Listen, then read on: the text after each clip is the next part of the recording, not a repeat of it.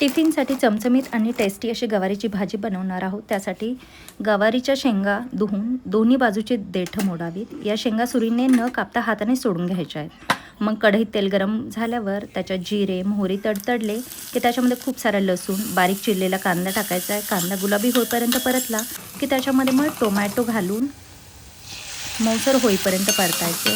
आणि मग त्याच्यामध्ये हळद लाल मिरची पावडर किचन किंग मसाला आणि थोडा गोडा मसाला घालून आणि चवीनुसार मीठ टाकून चांगलं मिक्स करून घ्या।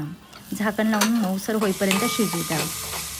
मग त्याच्यात स्वच्छ धुवून निवडलेल्या गवारीच्या शेंगा टाका आणि मग चांगले परतून घ्या। मग तुम्हाला किती पातळसर भाजी हवी आहे त्यानुसार इथं पाणी टाका। मी इथे सुकी करणार आहे भाजी, त्याच्यामुळे पाणी बेताचेच वापरले आहे। मंद गॅसवर चांगली शिजली की त्यात भाजून कुटलेल्या शेंगदाण्याचा कूट घाला आणि चांगले मिक्स करून घ्या। शेवटचे 5 मिनिटं आणखी शिजू द्या। शेंगदाण्याच्या कुटामुळे भाजी चविष्ट लागते। अशी गवारीची भाजी पोळीबरोबर किंवा गरमागरम तूप वरण भातासोबत झक्कास लागते आणि भाकरीसोबत याची चव एक नंबर लागते। अशी अप्रतिम चवीची गवारीची भाजी तुम्ही नक्की ट्राय करा आणि रेसिपी कशी वाटली मला कमेंटमध्ये नक्की सांगा। थँक्यू।